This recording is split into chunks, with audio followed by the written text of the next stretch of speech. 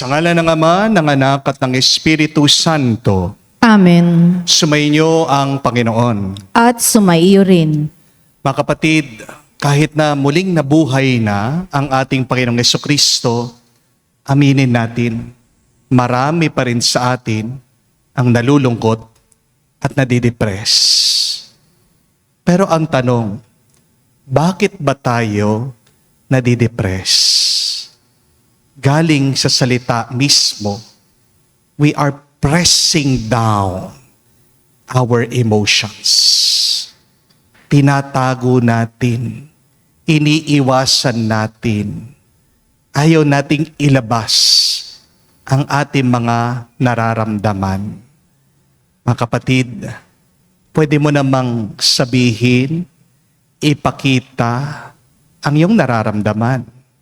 Unang-una, lalong-lalo na sa ating Panginoon. Kasi nauunawaan niya tayo. Kasi mahal na mahal niya tayo. Kasi gusto niya tayong maging masaya at maging payapa. Sa mga pagkakataon na kung saan nanatili tayo sa ating mga lungkot, tayo'y lumayo sa Diyos. At mas pinili pa nating magkasala kaysa sa manalangin at kausapin natin ang Panginoon. Hilingin natin muli ang awat pagpapatawad ni Jesus. Para minsan pa tayo makitang karapat dapat makatanggap sa mga banal na misteryo na magpapalakas muli hindi lang sa ating mga katawan, kundi pati na rin sa ating mga kalooban at kaluluwa. Kaya naman, sabihin natin, inaamin ko Sa makapangyarihang Diyos at sa inyo mga kapatid, na lubha akong nagkasala sa isip, sa salita, sa gawa, at sa aking pagkukulang.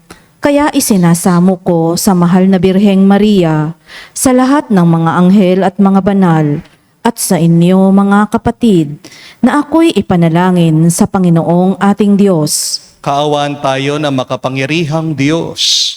Patawarin tayo sa ating mga kasalanan at patnubayan tayo sa buhay na walang hanggan.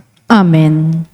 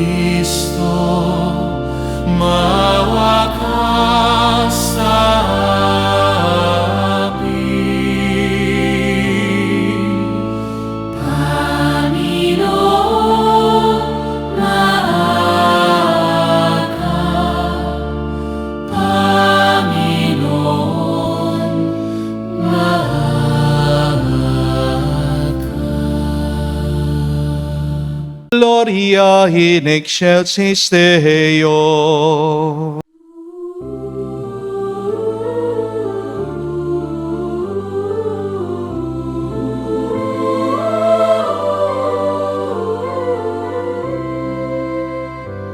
Luwalhati sa Diyos sa kaitaasan, kaloob sa lupa ay kapayapaan. Pinupuri ka't ipinagdarangal, sinasamba ka dahil sa dakila mong kaluwalhatian. Panginoon naming Diyos, Hari ng langit, Amang makapangyarihan, Panginoong Hesukristo, buktong na anak ng Diyos, Kordero ng Ama. Ikaw na nag-aalis ng mga kasalanan ng sanlibutan. Tanggapin mo ang aming kahilingan, ikaw na nanuluklok sa kanan ng Ama.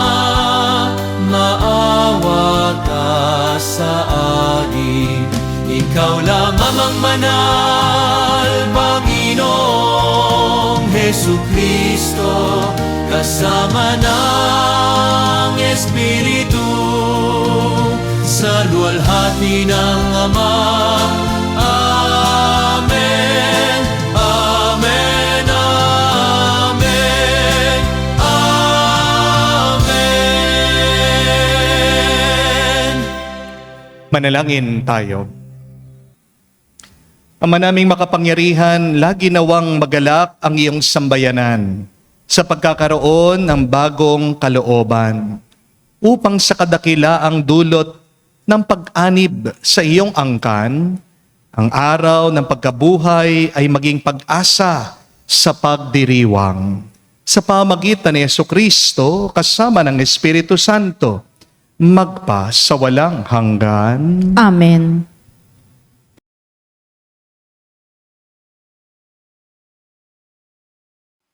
Pagbasa mula sa mga gawa ng mga apostol. Noong araw ng Pentekoste, tumayo si Pedro at ang 11 apostol at nagsalita siya ng malakas. Mga kababayan at mga naninirahan sa Jerusalem, pakinggan ninyong itong mabuti ang aking sasabihin. Mga Israelita, pakinggan ninyo ito. Si Jesus na taga Nazaret ay sinugo ng Diyos. Pinatutunayan ito ng mga himala, mga kababalaghan, at mga tandang ginawa ng Diyos sa pamamagitan niya. Alam ninyo ito sapagkat lahat ay naganap sa gitna ninyo. Ngunit ang taong ito na ibinigay sa inyo ayon sa pasya at pagkaalam ng Diyos sa mula't mula pa, ay ipinapako ninyo at ipinapatay sa mga makasalanan. Subalit siya'y muling binuhay ng Diyos at pinalaya sa kapangyarihan ng kamatayan. Hindi ito maaaring mamayani sa kanya, gaya ng sinabi ni David. Nakita ko na laging nasa tabi ko ang Panginoon. Siya'y kasama ko, kaya't hindi ako matitigatig. Dahil dito, nagalak ang puso ko at umawit sa tuwa ang aking dila, at ang katawan ko'y nahihimlay na may pag-asa, sapagkat ang kaluluwa ko'y di mo pababayaan sa daigdig ng mga patay at hindi mo itutulot na mabulok ang iyong banal. Itinuro mo sa akin ang mga landasing patungo sa buhay. Dahil sa ikaw ang kasama ko, ako'y mapupuspos ng kagalakan. Mga kapatid, masasabi ko sa inyo ng tiyakan na ang patriarkang si David ay namatay at inilibing. Naririto ang kanyang libingan hanggang ngayon. Siya'y propeta at nalalaman niya ang pangako sa kanya ng Diyos na magiging hari tulad niya ang isa sa kanyang mga inapo. Ang muling pagkabuhay ng Mesiyas ang nakita't hinulaan ni David ng kanyang sabihin. Hindi siya pinabayaan sa daigdig ng mga patay at hindi itinulot na mabulok ang kanyang katawan. Itong si Jesus ay muling binuhay ng Diyos at saksi kaming lahat sa bagay na ito. Nang itaas siya sa kanan ng Diyos, tinanggap niya sa kanyang Ama ang ipinangakong Espiritu Santo at ito'y kanyang ipinagkaloob sa amin tulad ng inyong nakikita at naririnig ngayon. Ang salita ng Diyos. Salamat sa Diyos. Ituro mo ang landasin ng buhay kong hahantungin. Ituro mo ang landasin ng buhay kong hahantungin. O Diyos, ako'y ingatan mo. Ingatan ang iyong lingkod. Ang hangad ko ay maligtas, kaya sa'yo dumudulog. Ika'y aking Panginoon, ang wika ko sa aking Diyos. Kabutihang tinanggap ko ay ikaw ang nagkaloob. Ikaw lamang, o poon ko, ang lahat sa aking buhay. Ako'y iyong tinutugon sa lahat kong kailangan. Ituro mo ang landasin ng buhay kong hahantungin. Pinupuri ko ang poon na sa akin ay patnubay. Kahit gabi, diwa niya ang sa aki umaakay. Nababatid ko na siya'y kasama ko oras-oras. Sa piling niya, kailanmay hindi ako matitinag. Ituro mo ang landasin ng buhay kong hahantungin.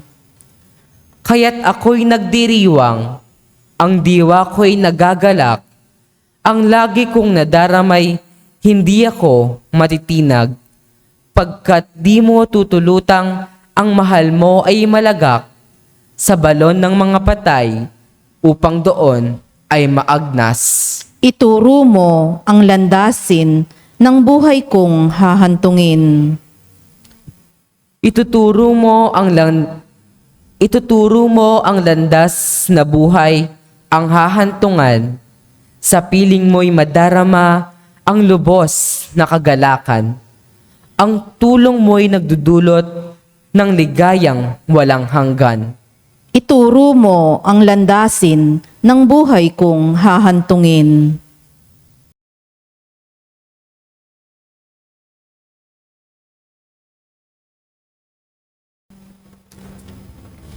Pagbasa mula sa unang sulat ni Apostol San Pedro. Mga pinakamamahal ko, walang itinatangi ang Diyos. Pinahahalagahan niya ang bawat isa ayon sa mga ginawa nito. At yamang tinatawag niyo siyang Ama, igalang niyo siya habang kayo'y nabubuhay. Alam niyo kung ano ang itinubos sa inyo sa walang kabuluhang pamumuhay na inyong minana sa inyong mga magulang. Ang itinubos sa inyo'y di mga bagay na nasisira o nauubos, paris ng ginto o pilak, kundi ang buhay ni Kristong inihain sa krus. Siya ang korderong walang batik at kapintasan.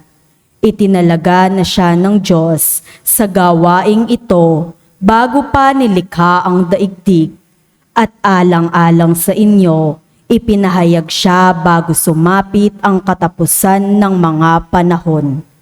Dahil sa Kanya, nanalig kayo sa Diyos na sa Kanya'y muling bumuhay at nagparangal. Ano pat ang inyong pananampalataya at pag-asa ay nasa Diyos.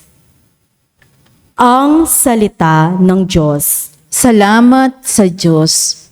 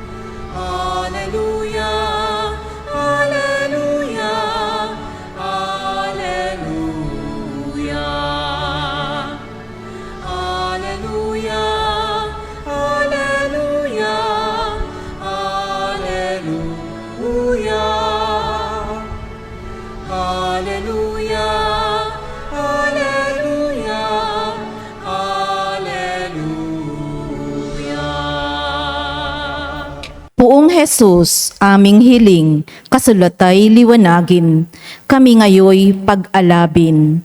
Aleluya, aleluya. Sumainyo ang Panginoon. At sumaiyo rin. Ang mabuting balita ng Panginoon ayon kay San Lucas. Papuri sa iyo, Panginoon. Nang linggo ding yun, ang dalawa sa mga alagad ay patungo sa isang nayong tinatawag na Emmaus. May 11 kilometro ang layo sa Jerusalem. Pinag-uusapan nila ang mga pangyayari. Samantalang nag-uusap sila at nagtatanungan. Lumapit si Jesus at nakisabay sa kanila. Siya'y nakita nila, ngunit hindi nakilala agad. Tinanong sila ni Jesus, ano ba ang pinag-uusapan ninyo? At tumigil sila, nalulumbay.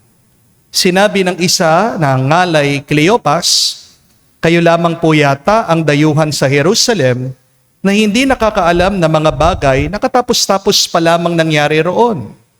Anong mga bagay? Tanong niya. At sumagot sila tungkol kay Jesus na taga Nazaret, isang propetang makapangyarihan sa gawa at sa salita, maging sa harapan ng Diyos at ng mga tao.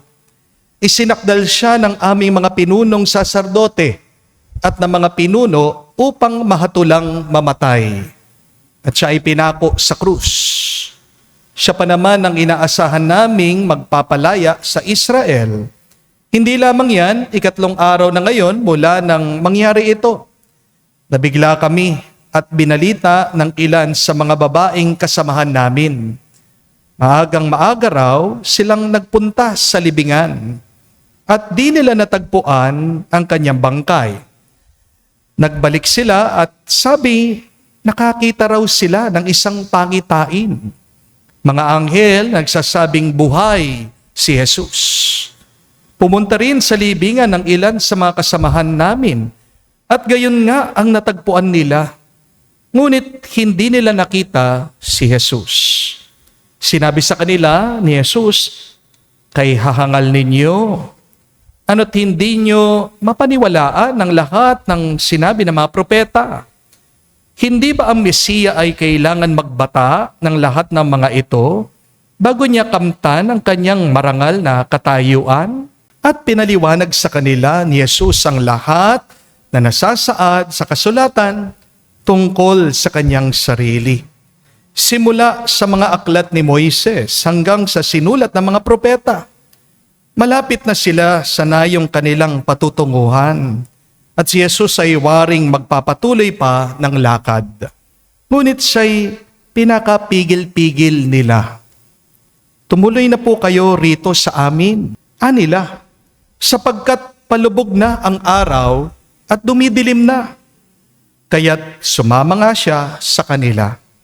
Nang siya'y kasalo na nila sa hapag, dumampot siya ng tinapay at nagpasalamat sa Diyos. Saka pinaghati-hati ang binigay sa kanila. Nabuksan ang kanilang paningin at nakilala nila si Jesus. Subalit, ito'y biglang nawala. At nagwika sila.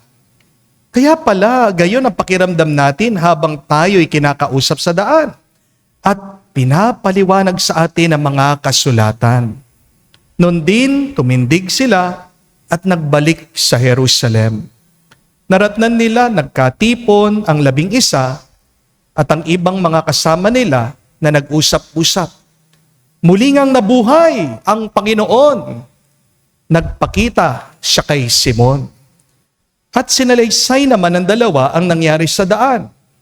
At kung paano nila siya nakilala nang paghati-hatian niya ang tinapay.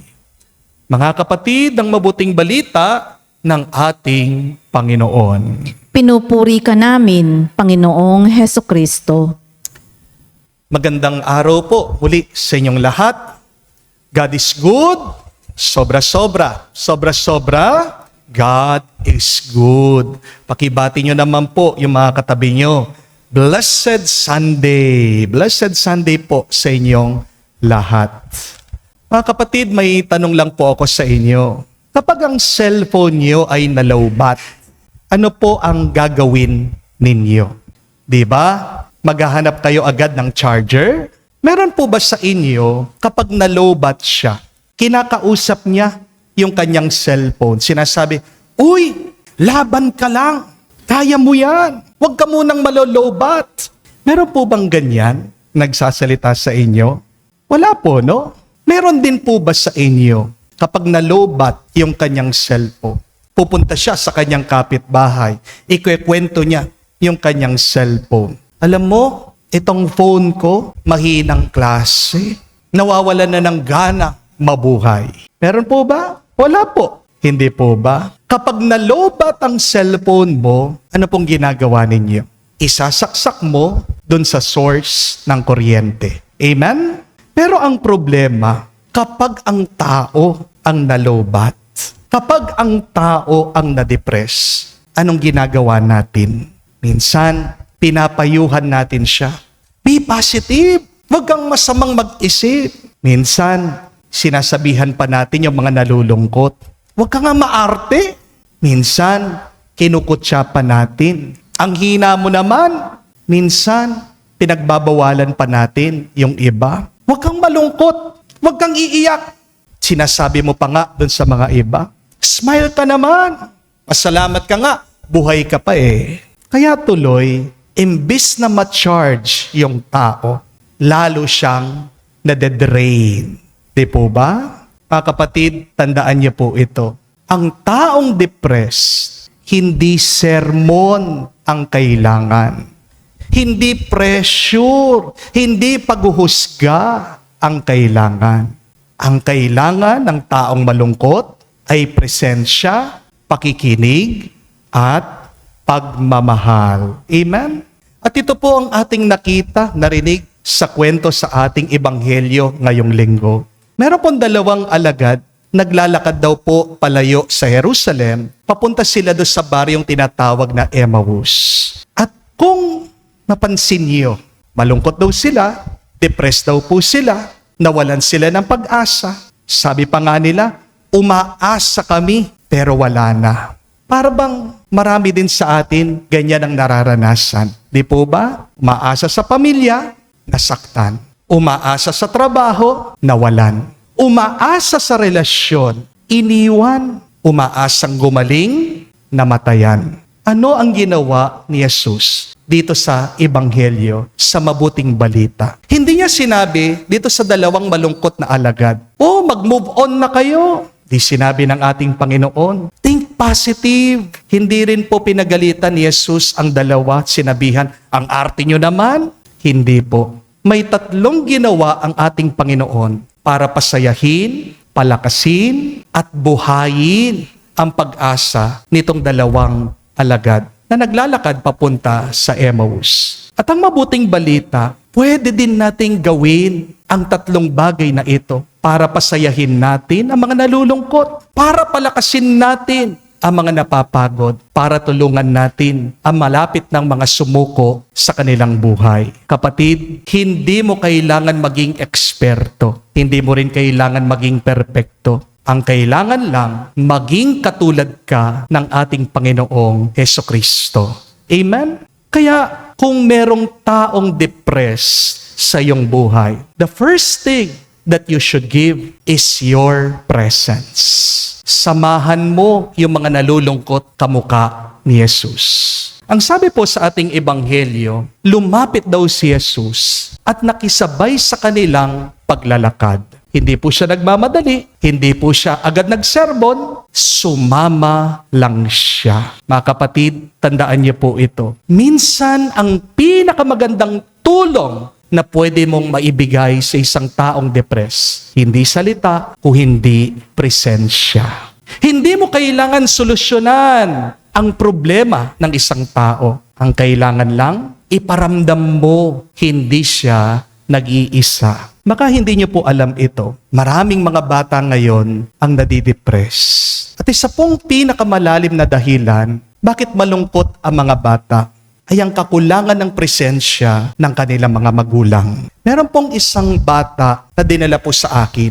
Sabi nila, "Father, pagdasal niyo po, sinasaniban po ang batang ito. Kaya, binless ko po yung bata. Pero, nung kami na lang pong dalawa, itong bata, kinausap ko po siya, tinanong ko siya, "Anak, may problema ka ba?" Bigla po siyang tumahimik at maya-maya umiyak siya. Sabi po niya, "Father, malungkot po ako kasi po araw-araw wala po akong kasama sa bahay. Palagi pong wala si mama, si papa. Palagi po silang nagtatrabaho." Mga kapatid, tingnan nyo na po. Hindi demonyo ang problema kung hindi kalungkutan. Hindi espiritu ang kumapit kung hindi lungkot na hindi nakikita. Hindi niya po alam kung gaano kalaki na bagay para sa isang bata yung simpleng presensya ng kanyang mga magulang para sa kanya. Hindi lang po pagkain ang kinakailangan nila. Hindi lang po baon. Hindi lang po gadget. Kayo po, mga magulang, ang talagang kailangan ng mga anak niyo. Amen? Meron po ako napanood na isang video tungkol po sa isang bata. Nagpa-perform po sa kanilang school play. Habang pakyat po yung bata, palingon-lingon po siya, patingin-tingin. Para bang meron pong hinahanap sa audience. Pero, nung pong nakita ng bata, yung kanyang mga magulang, nandoon po, pinipicturan siya, binibidyohan siya. Alam niya po yung nangyari, lumiwanag yung muka ng bata. Napakalaki nung ngiti niya. At talagang bigay todo po siya dun sa kanyang performance. Bakit? Dahil nakita niya, nandyan ang mga mahal niya. Mga kapatid, minsan, ang kailangan lang ng tao, lalong-lalo na po yung mga anak nyo, ay yung maramdaman nila, may kasama ako, may nagmamahal sa akin, hindi ako nag-iisa. At kapag naramdaman nila yan, bumabalik yung lakas nila, nabubuhayan sila ng pag-asa, at kayang-kaya nilang harapin anuman ang pagsubok ng buhay na ito. Kaya nga po, sa inyong mga magulang na nandirito, hindi ko po sinasabi na tumigil na kayo sa inyong pagtatrabaho. Alam ko po, ginagawa nyo yung makakaya nyo para sa inyong mga anak. Hindi po ba? Pero sana naman, sa gitna ng inyong pagiging busy, huwag niyong kalimutan na maging present para sa kanila. Dahil sa totoo lang po, ang mga anak nyo, hindi naman po naghahanap ng perpektong magulang. Ang hinahanap po ng mga anak nyo ay present na magulang. Ulitin ko po yon. Ang hinahanap ng mga anak nyo, hindi perpektong magulang. Ang hinahanap lang, ang gusto ng mga anak nyo, ay present na magulang. Amen? At tandaan niyo po ito, presence is more powerful than presence. Mas mahalaga ang oras mo kesa sa anumang bagay na pwede mong maibili at maibigay sa iyong anak. Kaya, kung merong isang taong malungkot sa iyong tabi, anak mo man yan, kaibigan mo man yan, kapamilya, kamag-anak mo, katrabaho mo, wag mo silang agad bigyan ng solusyon sa kanilang problema. Samahan mo lang sila. Iparamdam mo ang iyong pagmamahal sa kanila. Dahil minsan, ang simpleng presensya mo, ang magiging dahilan bakit hindi siya susuko sa buhay. Amen?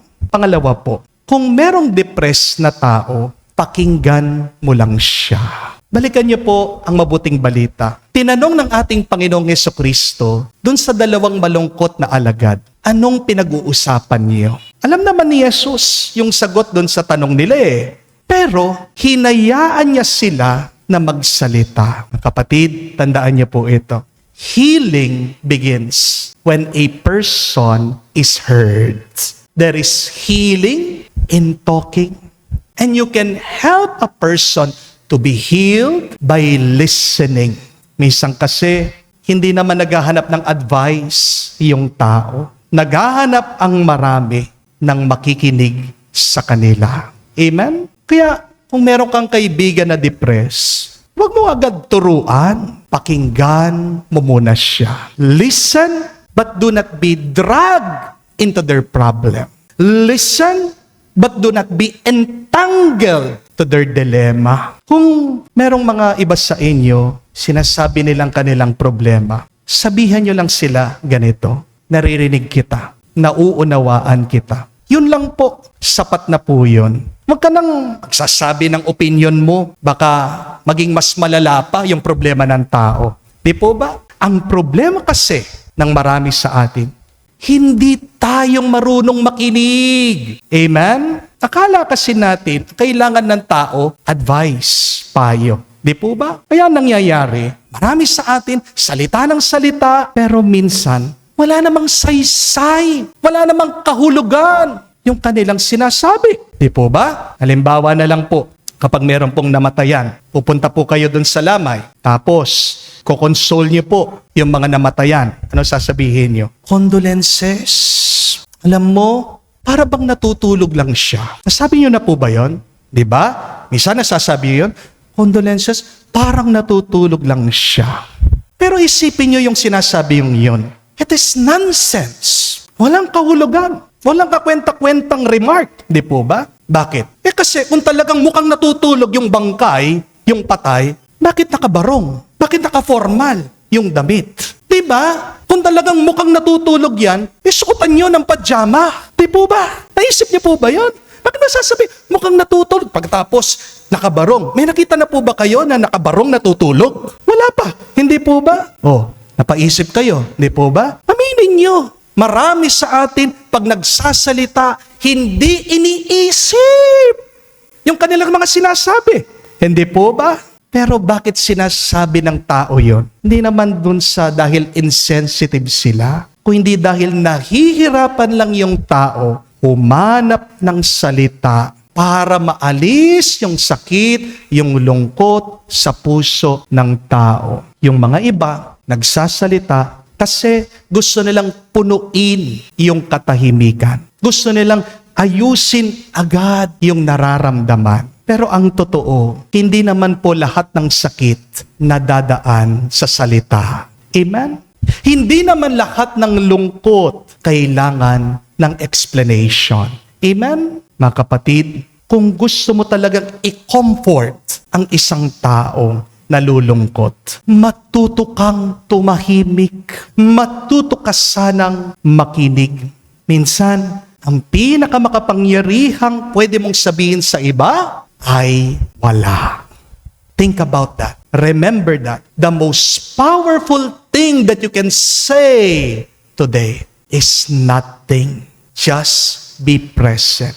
Kung gusto mong pasayahin ang taong nalulungkot, hawakan mo yung kamay niya. Yakapin mo siya. At makinig ka lang sa kanya. Amen? Kung gagawin nyo lang ito, mas ma-appreciate kayo ng ibang tao. Hindi dahil napakagaling mong magsalita, kung hindi dahil nararamdaman nila na may kasama pala sila. Remember that when we are listened to, we feel love. Amen? Kaya nga po mga kapatid, sa mundong maingay, sa mundong puno ng opinyon, maging tao kang marunong makinig. Dahil baka ang tenga mo ay maging daan ng Diyos para pagalingin ang isang pusong sugatan. Pangatlo po at kahuli-hulihan, kapag depressed ang tao, pagmamahal ang kailangan niya. Ang sabi po sa ating ebanghelyo, habang kasama nila si Jesus, unti-unti daw po bumalik yung sigla nila. Sino ba si Jesus? Sa Diyos.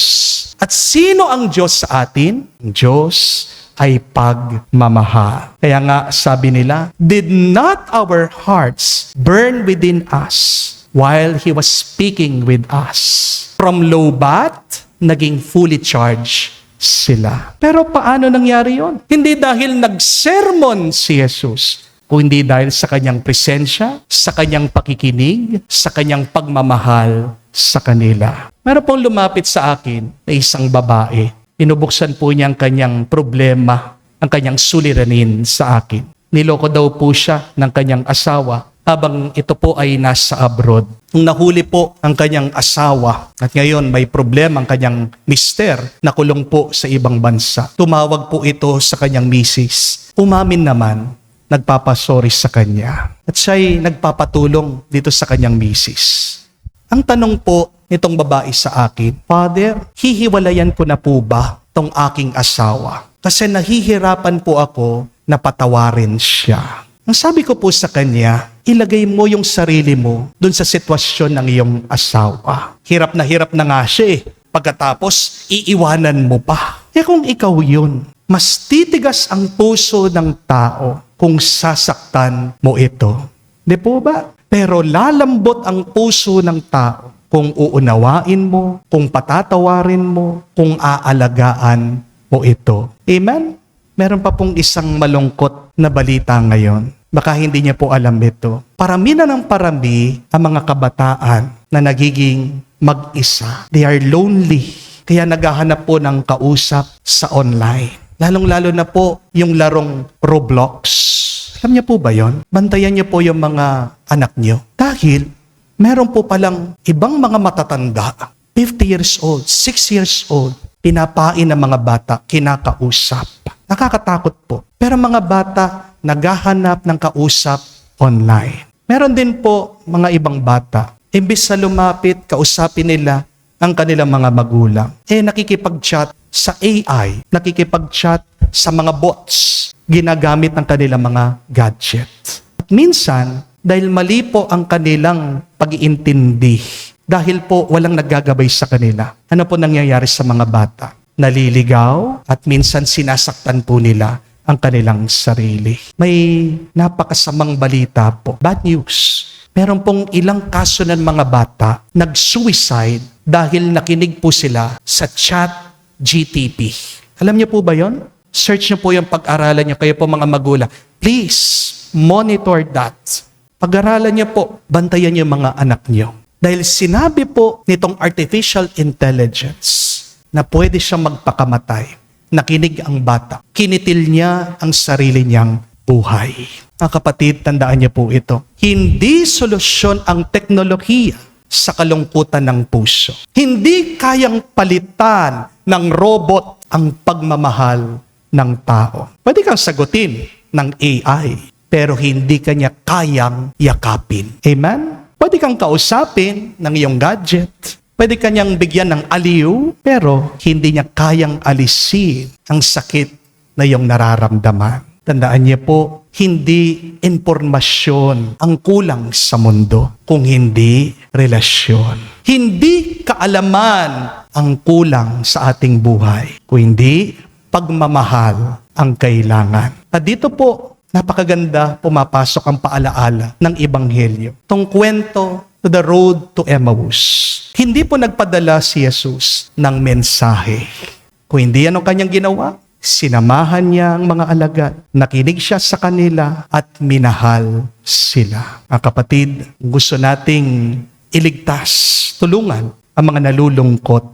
Lalong-lalo na po ang mga youth, ang mga bata, ang mga kabataan. Huwag lang sana tayong maging connected sa kanila. Maging present tayo palagi sa kanila. Huwag lang tayo sanang sumagot sa kanila, pero matuto kang makinig sa kanila. Huwag lang sana tayong magbigay ng bagay, ng pera, pero ibigay nating buong buo ang ating buhay sa kanila.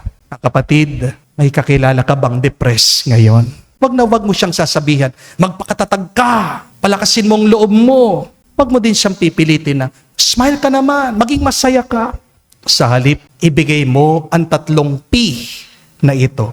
Una, ang presensya mo. Pangalawa, ang pakikinig mo. At ang pangatlo, ang pagmamahal mo. PPP. Yan ang tunay na charger ng taong low-bat. Kapatid, ang cellphone, kapag na-low-bat, sinasaksak sa kuryente. Pero ang tao, kapag low-bat ang puso niya, kailangan lang niya ng pagmamahal. Tandaan niyo ito, minsan, ikaw ang charger na ginagamit ng Diyos para buhayin ang isang taong nawalan na ng pag-asa. Kaya kapag lumapit tayo sa mga sugatan, sa mga pagod, sa mga depressed, huwag mo silang i-judge. Huwag mo silang i-pressure. Samahan mo lang sila, pakinggan mo lang sila, at mahalin mo sila. Dahil baka ikaw ang maging Emmaus nila. Baka ikaw ang gawing paraan ng Diyos para sila ay muling mabuhay. Hindi lang ngayon, o hindi hanggang sa magpa sa walang hanggan. Amen. Tumayo po tayo, pahayag po natin ang ating pananampalataya. Sumasampalataya ako. Sa Diyos, amang makapangyarihan sa lahat, na may gawa ng langit at lupa. Sumasampalataya naman ako kay Jesucristo, iisang anak ng Diyos, Panginoon nating lahat. Nagkatawang tao siya, lalang ng Espiritu Santo. Ipinanganak ni Santa Mariang Birhen, ipinapagkasakit ni Poncio Pilato, ipinako sa krus, namatay, inilibing, nanaog sa kinaroroonan ng mga yumao, nang may ikatlong araw, nabuhay na mag-uli, umakyat sa langit, naluluklok sa kanan ng Diyos amang makapangyarihan sa lahat. Doon magmumulat, pariritot, maghuhukom sa mga nabubuhay at nangamatay na tao. Sumasampalataya naman ako sa Diyos Espiritu Santo, sa banal na simbahang katolika, sa makasamahan ng mga banal, sa kapatawaran ng mga kasalanan, sa pagkabuhay na muli ng mga nangamatay na tao, at sa buhay na walang hanggan. Amen. Taglay ang mga pusong pinag-alab ng salita ng Diyos na kapapahayag at kapapaliwanag pa lamang. Idulog natin ang ating mga panalangin para sa pangangailangan ng mundo na ng bawat isa sa atin. Sama-sama tayong manalangin at isabihin, Panginoon, dinggin mo kami. Panginoon, dinggin mo kami. Para sa simbahan na tagapag-ingat ng salita ng Diyos, nawa buong linaw niyang maipahayag ito upang maliwanagan ang isipan ng mga tao at maganyak ang kanilang mga puso para isabuhay nila ito. Manalangin tayo. Panginoon, dinggin mo kami. Para sa Santo Papa at sa iba pang pinuno ng simbahan, sa pamamagitan ng kanilang pagtuturo, nawa lumalim ang ating kamalayan sa muling pagkabuhay at sa buhay na kapangyarihan nito sa ating pang-araw-araw na pamumuhay. Manalangin tayo. Panginoon, dinggin mo kami. Para sa lahat ng magulang at guro, sa diwa ni Kristong muling nabuhay, sila naway makapagkintal sa mga puso ng kanilang mga anak at ng mga tinuturuan ng kapayapaan, galak at hangaring maging mabuting tao. Manalangin tayo. Panginoon, dinggin mo kami. Sa katahimikan po ng ating puso, banggitin natin, sabihin natin sa Diyos ang ating mga personal na pangangailangan. Panginoong Yesus, salamat sa paglalakad mong kasama namin sa paglalakbay ng buhay. Alisin mo ang aming mga pag-aalinlangan, hilumin mo ang aming mga sugat, at papaghatian mo kami ng tinapay ng buhay. Hanggat sa makarating kaming kasama ka sa aming tunay na tahanan sa langit. Ikaw na nabubuhay at naghahari, magpakailanman. Amen.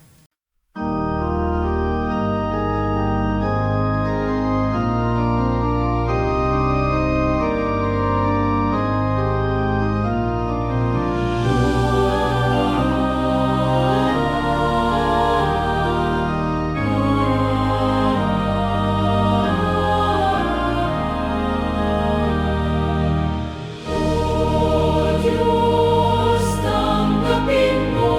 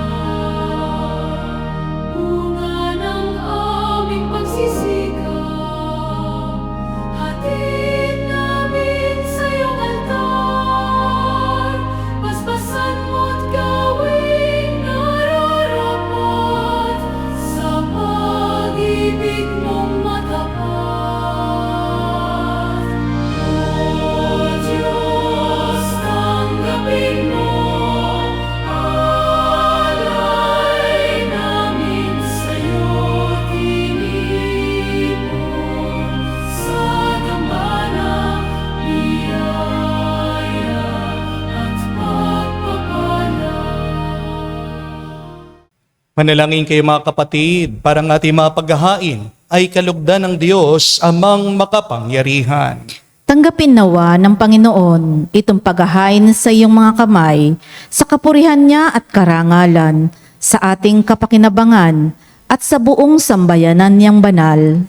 Ama naming lumikha, tanggapin mo mga alay ng iyong sambayanang natutuwa, ang pagkabuhay ng iyong anak na niloob mong aming katuwa ngayon, ay papagbaguhin mo ng galak, nang manatili sa amin habang panahon, sa pamagitan niya kasama ng Espiritu Santo, magpa sa walang hanggan. Amen. Sumainyo ang Panginoon. At sumaiyo rin. Itaas sa Diyos sa inyong mga puso at diwa. Itinaas na namin sa Panginoon. Pasalamatan natin ang Panginoong ating Diyos. Marapat na siya ay pasalamatan. Ama naming makapangyarihan, tunay nga marapat na ikaw ang aming pasalamatan. Ngayong pinagdiriwang ang paghahain ng Mesiyas, ang maamong tupa na tumubos sa aming lahat. Naghahaing walang humpay ang anak mong minamahal, upang magkasalo-salo ang tanan.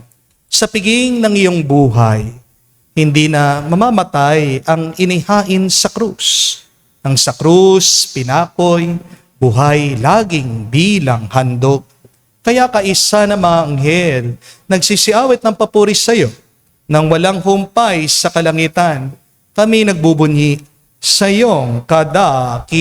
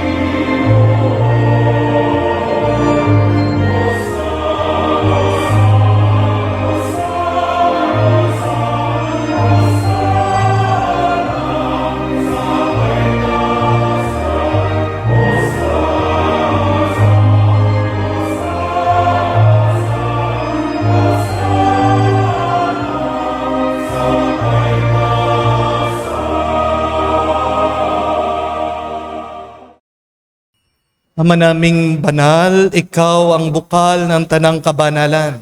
Kaya't sa pamagitan ng iyong Espiritu, gawin mong banal ang mga kaloob na ito, upang para sa amin, maging katawan at dugo ng aming Panginoong Heso Kristo. Bago niya pinagtiis ang kusang loob na maging handog, hinawa kanyang tinapay, pinasalamatan kanya. Pinaghati-hati niya iyon, inabot sa kanyang malagad at sinabi, "Tanggapin ninyong lahat ito at kanin. Ito ang aking katawan na ihahandog para sa inyo."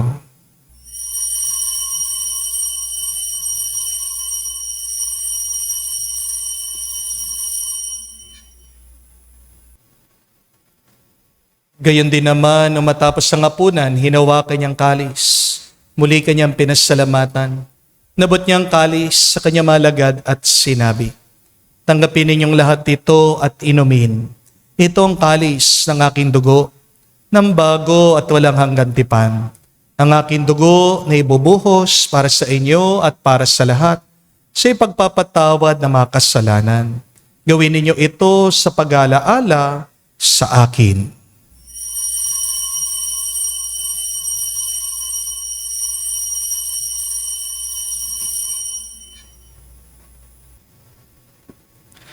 Ang misteryo ng pananampalataya.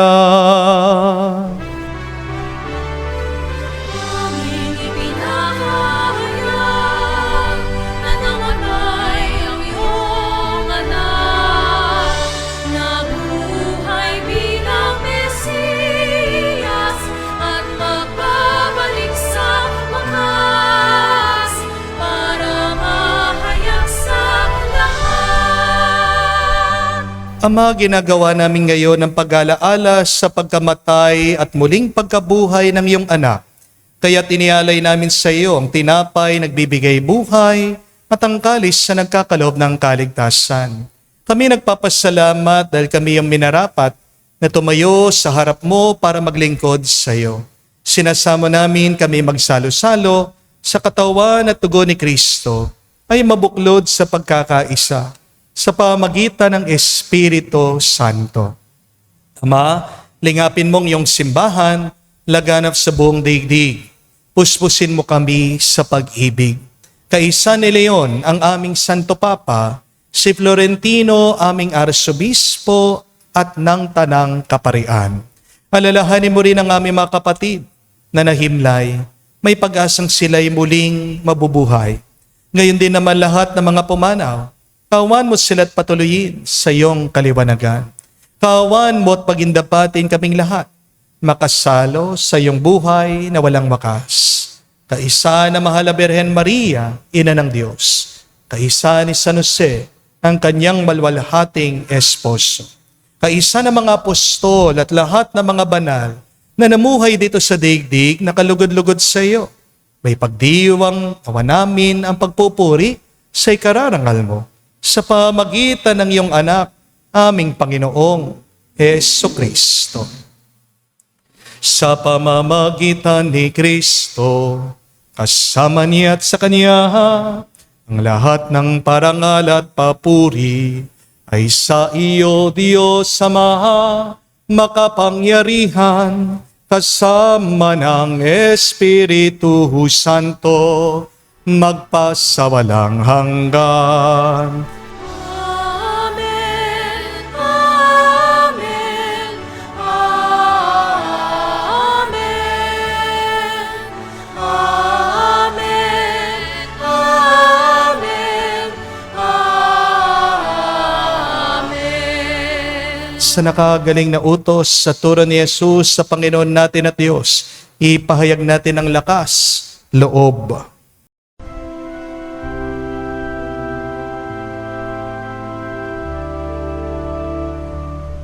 Ama namin, sumasalangit ka, sambahin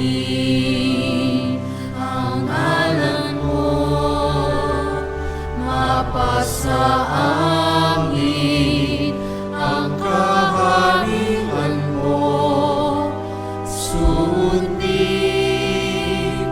ang loob mo dito sa lupa para nang sa langit. Bigyan mo kami ngayon ng aming kakanin sa araw-araw at patawarin mo kami sa aming mga sala para ng pagpapatawad namin sa nagkakasala sa amin. At huwag mo kami ipahintulot sa tukso, at iadya mo kami sa lahat ng masama. Hinihiling namin kami adya sa lahat na masama, pagkalooban ng kapayapaan araw-araw, iligtas sa kasalanan, ilayo sa lahat ng kapamakan, samantalang aming pinanabikan ang dakilang araw ng pagpapahayag ng tagapagligtas naming si Jesucristo. Sapagkat iyo ang kaharian at ang kapangyarihan at ang kapurihan magpakailanman. Amen. Panginoong Jesucristo, sinabi mo sa mga apostol, kapayapaan ang iniwang ko sa inyo, ang aking kapayapaan binibigay ko sa inyo. Tungayan mo ang aming pananampalataya at tuwag ang aming pagkakasala. Magalooban mo kami ng kapayapaan at pagkakaisa ayon sa iyong kalooban. Kasama ng Espiritu Santo magpa sa walang hanggan. Amen. Kapayapaan ng Panginoon ay laging sumainyo. At sumaiyo rin. Magbigayan po tayo ng kapayapaan sa bawat isa. Piso niyo po, kapayapaan po sa inyong lahat.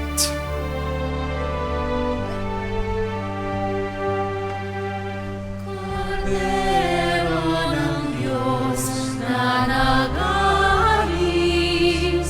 ng mga kasalanan ng sanlibutan, maawa ka sa amin. Maawa ka sa amin.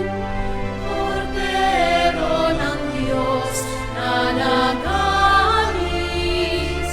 ng mga kasalanan ng sanlibutan, maawa ka sa amin. Maawa ka sa amin. Cordero ng Diyos na nag-aalis ng mga kasalanan ng sanlibutan, ipagkaloob mo sa amin ang kapayapaan. Mga kapatid, naririto ang ating Panginoong Jesucristo, ang Kordero ng Diyos. Siya nag-aalis sa mga kasalanan ng sanlibutan. Mapalad tayong lumalapit sa piging ng Kordero.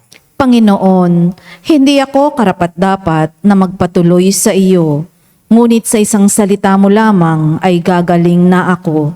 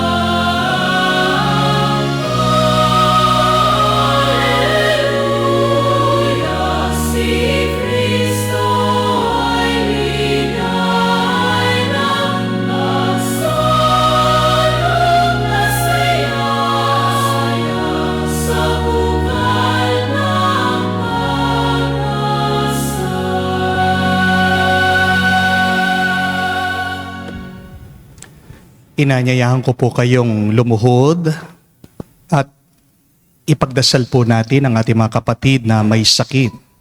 Panalangin para sa mga may sakit. Panginoong Yesus, lumalapit po kami sa iyo ngayon upang idulog ang kagalingan ng mga may sakit.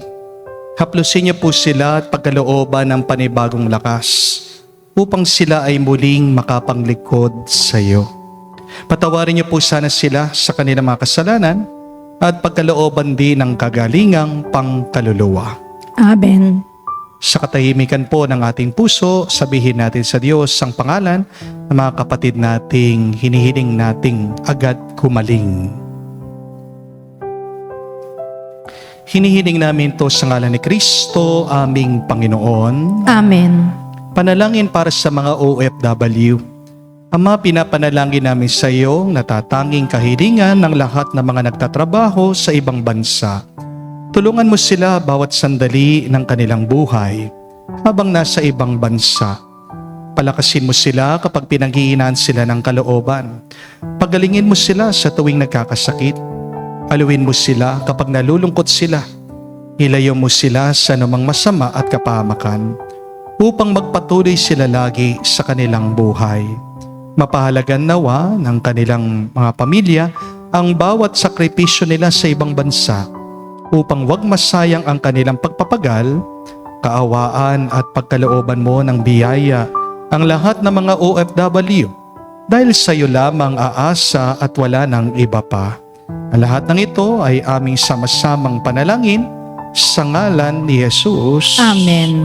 Banal na muka ni Jesus. Kaawaan mo kami. Tumayo po tayo. Manalangin tayo. Ama naming mapagmahal, tunghayan mo at lingapin ang iyong sambayanan na minarapat mong makinabang sa piging ng magpakailanman. Ipagkaloob mong kami malwalhating makarating sa pagkabuhay na magtatampok sa amin sa iyong piling.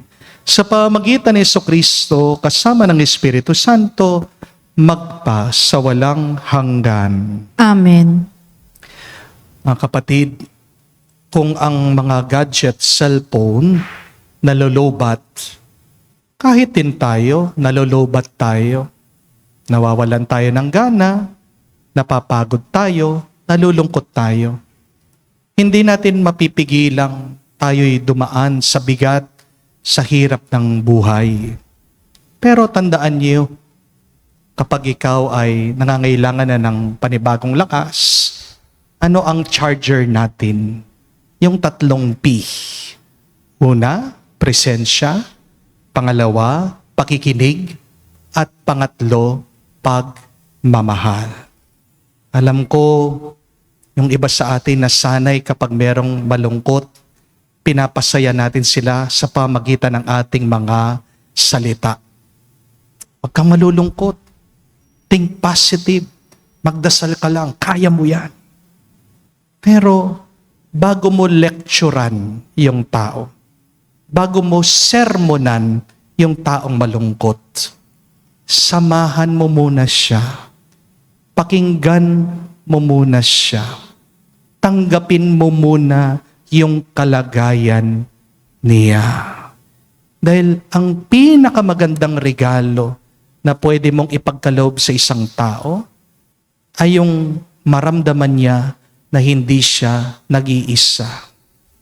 Yung pinakamagandang regalo na pwedeng maranasan ng isang tao ay hindi yung mga salita mo, pero yung nararamdaman niya na hindi siya iniwan, na merong gumagabay sa kanya, na merong taong nakakaalala sa kanya. But you cannot give what you do not have. Hindi po ba? Paano mo papasayahin yung iba kung ikaw mismo nalulungkot ka? Kaya paanong mapupuno ng tuwa, galak at pag-asa muli ang ating mga puso? Go back to Jesus. Dahil pag tayo'y bumalik sa ating Panginoon, lahat ng yan mararanasan natin. Ang kanyang presensya, merong nakikinig sa atin, at merong nagmamahal sa atin, may nagpapatawad sa atin, dahil ang Diyos ay pag-ibig. So, spend more time with God before you spend time with other people. Pag ikaw ay nanatili sa Panginoon, mapupuno ka ng grasya ng kailangan mo. Yang grasyang yan, pwede mong ipagkaloob sa iba. Ibigay mo ang iyong oras, ibigay mo ang iyong tenga, ibigay mo ang puso mo sa iba. Hindi mo alam, ikaw ang ginagamit ng instrumento ng Panginoon para magbago ang buhay ng ibang tao. Bago mo baguhin ang iba, magpabago ka muna sa pamagitan ng tulong, ng grasya, ng pagpapala ng Diyos. Sumainyo ang Panginoon. At sumaiyo rin. At kayo basbasan ng Diyos, makapangyarihan sa lahat, sa ngalan ng Ama, ng Anak, ng Espiritu Santo. Amen. Ang ating misa'y natapos na.